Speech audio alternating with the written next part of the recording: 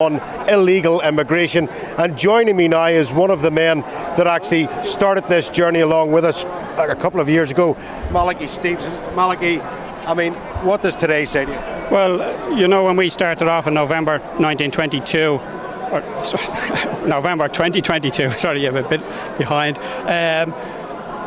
there was a few people, number of thousands, who eventually came out in East Wall to oppose what was happening in this country. Right around the country now we have protest groups. Today on a Thursday when most people are in work, there's a protest of probably 2,500 people today.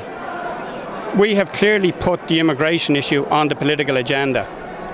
Before we started protesting, you couldn't speak of immigration. They called us fascist, they called it racist, and indeed on the state broadcaster, which got bailed out this year to the tune of almost €1 billion, they have a hatchet piece on our protest movement. Not that they bothered to actually interview any of us when they were doing that. But you know, we have a government and we have a budget coming in here in 2 weeks, which will be the biggest giveaway budget that this country has ever seen, with the intention of buying the next election, which we expect to be in mid-November of this year. They think that they can buy people. They're spending €6 million a day on immigration. This is a huge industry, and like with most things, and you know from your own country, if you follow the money, you usually find the same people involved at the end of the chain. We have now almost every empty office block or warehouse being used to house people who are coming in from mainly the UK, having lived there for years and claiming asylum now in this country, because the welfare system is better, because the Minister for Integration said that within 6 months you would have the key to your own house. And the reality is, this country does not function. We received, through the European Court last week, 14 billion in a penalty against Apple in relation to some tax matters that this country had been involved in.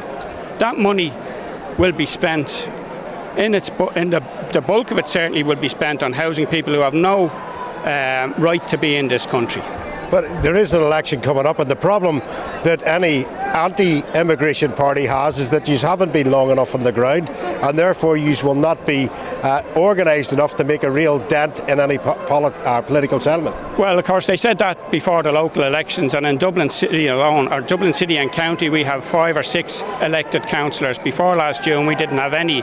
We have a few more around the country, and we would expect to have up to half a dozen TDs in the next Parliament, and that would be a significant enough voice, because the numbers in the next election will be very tight, and we're looking at possibly a return of the same clowns who have destroyed this country after the next election, and it's up to people to come out and stop it.